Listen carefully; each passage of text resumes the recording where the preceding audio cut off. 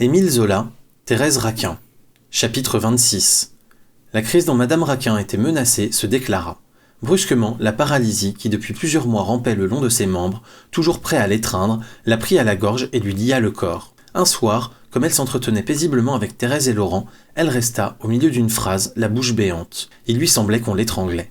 Quand elle voulut crier, appeler au secours, elle ne put balbutier que des sons rauques. Sa langue était devenue de pierre. Ses mains et ses pieds s'étaient roidis. Elle se trouvait frappée de mutisme et d'immortalité. Thérèse et Laurent se levèrent, effrayés devant ce coup de foudre qui tordit la vieille mercière en moins de 5 secondes. Quand elle fut roide et qu'elle fixa sur eux des regards suppliants, ils la pressèrent de questions pour connaître la cause de sa souffrance.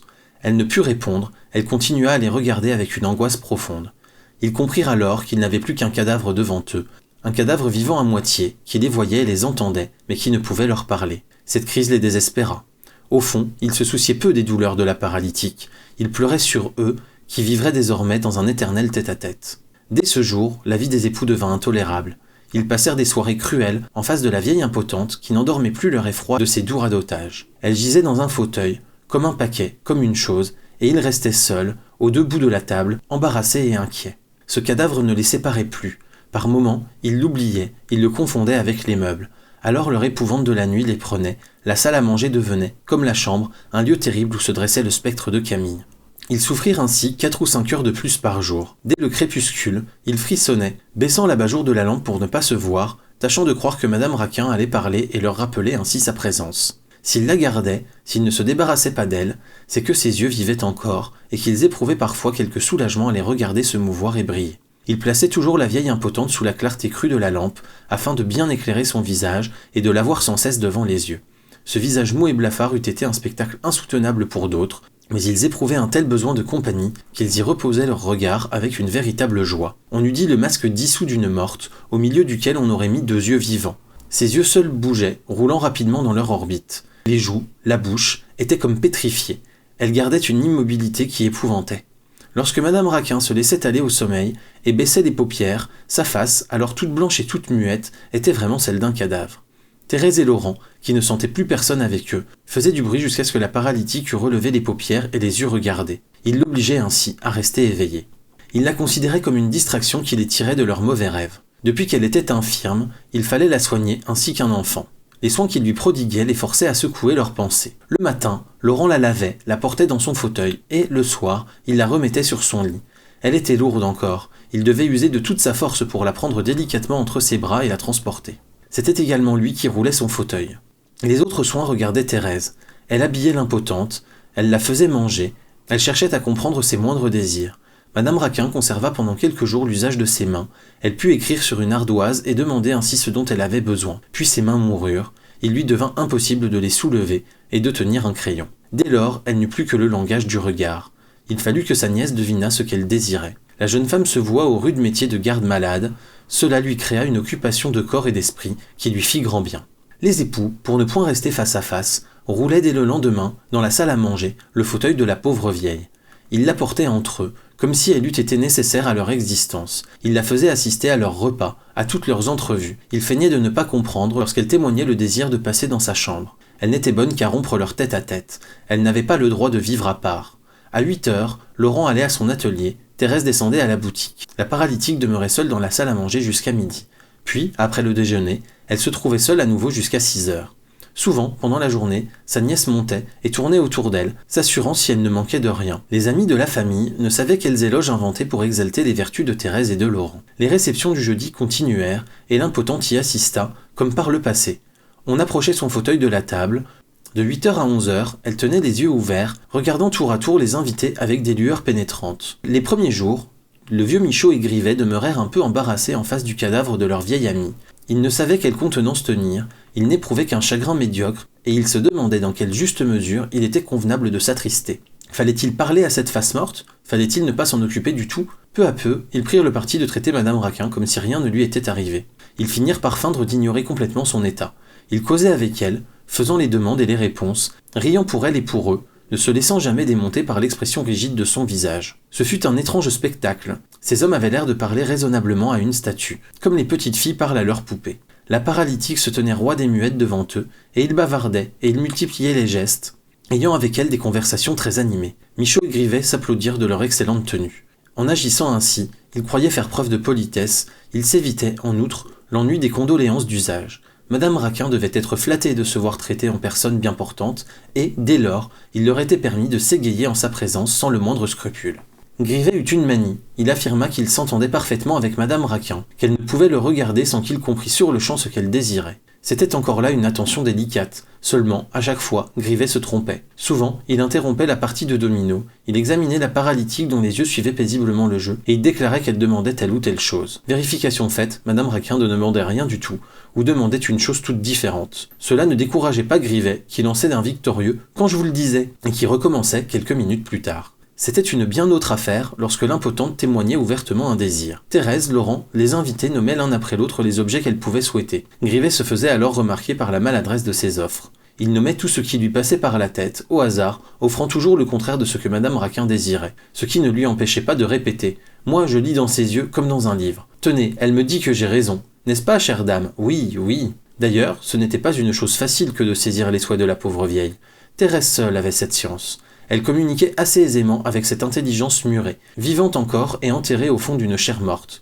Que se passait-il dans cette misérable créature qui vivait juste assez pour assister à la vie sans y prendre part? Elle voyait, elle entendait, elle raisonnait sans doute d'une façon nette et claire, et elle n'avait plus le geste, elle n'avait plus la voix pour exprimer au dehors les pensées qui naissaient en elle. Ses idées l'étouffaient peut-être.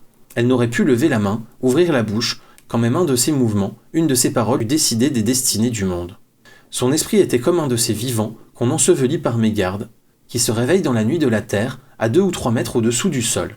Ils crient, ils se débattent, et l'on passe sur eux sans entendre leurs atroces lamentations. Souvent, Laurent regardait Madame Raquin, les lèvres serrées, les mains allongées sur les genoux, mettant toute sa vie dans ses yeux vifs et rapides, et il se disait « Qui sait à quoi elle peut penser toute seule? Il doit se passer quelque drame cruel au fond de cette morte. » Laurent se trompait. Madame Raquin était heureuse des soins et de l'affection de ses chers enfants. Elle avait toujours rêvé de finir comme cela, lentement, au milieu de dévouements et de caresses. Certes, elle aurait voulu conserver la parole pour remercier ses amis qui l'aidaient à mourir en paix, mais elle acceptait son état sans révolte. La vie paisible et retirée qu'elle avait toujours menée, les douceurs de son tempérament, lui empêchaient de sentir trop rudement les souffrances du mutisme et de l'immobilité. Elle était devenue enfant, elle passait ses journées sans ennui, à regarder devant elle, à songer au passé.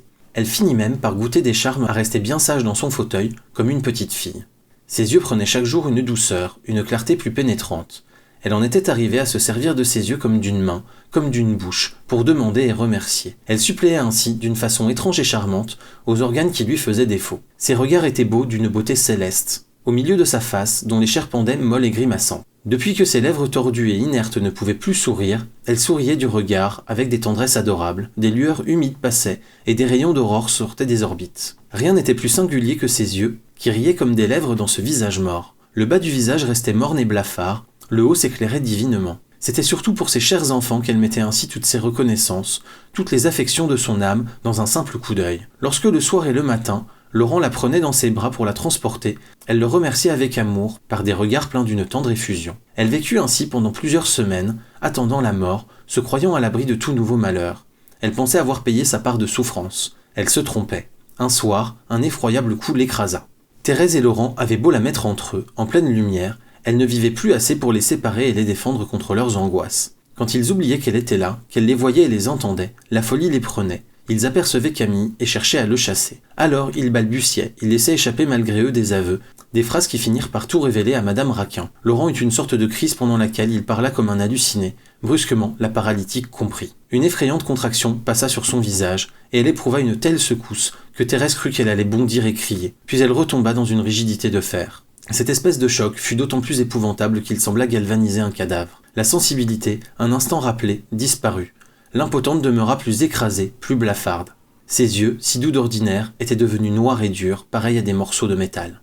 Jamais désespoir n'était tombé plus rudement dans un être. La sinistre vérité, comme un éclair, brûla les yeux de la paralytique et entra en elle avec le heurt suprême d'un coup de foudre. Si elle avait pu se lever, jeter le cri d'horreur qui montait à sa gorge, maudire les assassins de son fils, elle eût moins souffert. Mais, après avoir tout entendu, tout compris, il lui fallut rester immobile et muette, gardant en elle l'éclat de sa douleur. Il lui sembla que Thérèse et Laurent l'avaient lié, cloué sur son fauteuil pour l'empêcher de s'élancer, et qu'ils prenaient un atroce plaisir à lui répéter « Nous avons tué Camille », après avoir posé sur ses lèvres un bâillon qui étouffait ses sanglots. L'épouvante, l'angoisse couraient furieusement dans son corps, sans trouver une issue. Elle faisait des efforts surhumains pour soulever le poids qui l'écrasait, pour dégager sa gorge et donner ainsi passage au flot de son désespoir. Et vainement, elle tendait ses dernières énergies. Elle sentait sa langue froide contre son palais. Elle ne pouvait s'arracher de la mort. Une impuissance de cadavre la tenait rigide. Ses sensations ressemblaient à celles d'un homme tombé en léthargie, qu'on enterrerait, et qui, bâillonné par les liens de sa chair, entendrait sur sa tête le bruit sourd des pelletées de sable. Le ravage qui se fit dans son cœur fut plus terrible encore. Elle sentit en elle un écoulement qui la brisa. Sa vie entière était désolée, toutes ses tendresses, toutes ses bontés, tous ses dévouements venaient d'être brutalement renversés et foulés aux pieds.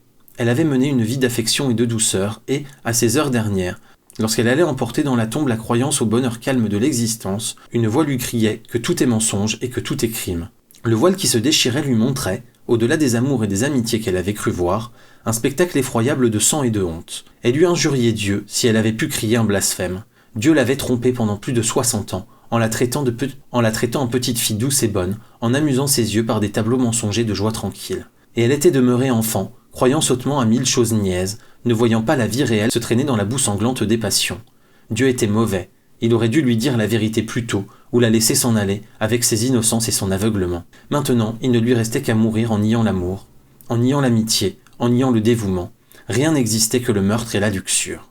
Et quoi, Camille était mort sous les coups de Thérèse et de Laurent, et ceux qui avaient conçu le crime au milieu des hontes de l'adultère. Il y avait pour Madame Raquin un tel abîme dans cette pensée qu'elle ne pouvait la raisonner ni la saisir d'une façon nette et détaillée. Elle n'éprouvait qu'une sensation, celle d'une chute horrible. Il lui semblait qu'elle tombait dans un trou noir et froid. Et elle se disait « Je vais aller me briser au fond ».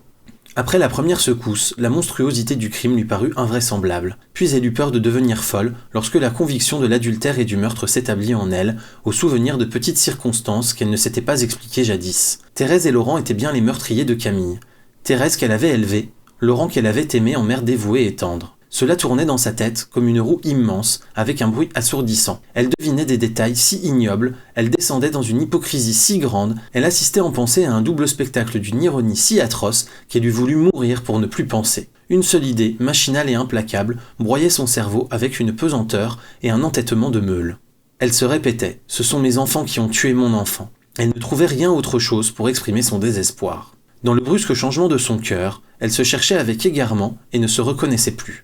Elle restait écrasée sous l'envahissement brutal des pensées de vengeance qui chassaient toute la bonté de sa vie. Quand elle eut été transformée, il fit noir en elle. Elle sentit naître dans sa chair mourante un nouvel être impitoyable et cruel qui aurait voulu mordre les assassins de son fils. Lorsqu'elle eut succombé sous l'étreinte accablante de la paralysie, lorsqu'elle eut compris qu'elle ne pouvait sauter à la gorge de Thérèse et de Laurent, qu'elle rêvait d'étrangler, elle se résigna au silence et à l'immobilité, et de grosses larmes tombèrent lentement de ses yeux. Rien ne fut plus navrant que ce désespoir muet et immobile. Ces larmes qui coulaient une à une sur ce visage mort dont pas une ride ne bougeait, cette face inerte et blafarde qui ne pouvait pleurer par tous ses traits et où les yeux seuls sanglotaient, offrait un spectacle poignant.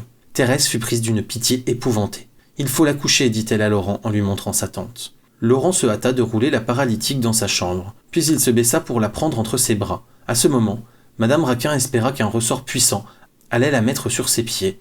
Elle tenta un effort suprême. Dieu ne pouvait permettre que Laurent la serrât contre sa poitrine. Elle comptait que la foudre allait l'écraser, s'il avait cette impudence monstrueuse. Mais aucun ressort ne la poussa, et le ciel réserva son tonnerre. Elle resta affaissée, passive, comme un paquet de linge. Elle fut saisie, soulevée, transportée par l'assassin. Elle éprouva l'angoisse de se sentir, molle et abandonnée, entre les bras du meurtrier de Camille. Sa tête roula sur l'épaule de Laurent, qu'elle regarda avec des yeux agrandis par l'horreur. « Va, va, regarde-moi bien, murmura-t-il. Tes yeux ne me mangeront pas. » Et il la jeta brutalement sur le lit. L'impotente y tomba évanouie. Sa dernière pensée avait été une pensée de terreur et de dégoût. Désormais, il lui faudrait, matin et soir, subir l'étreinte immonde des bras de Laurent.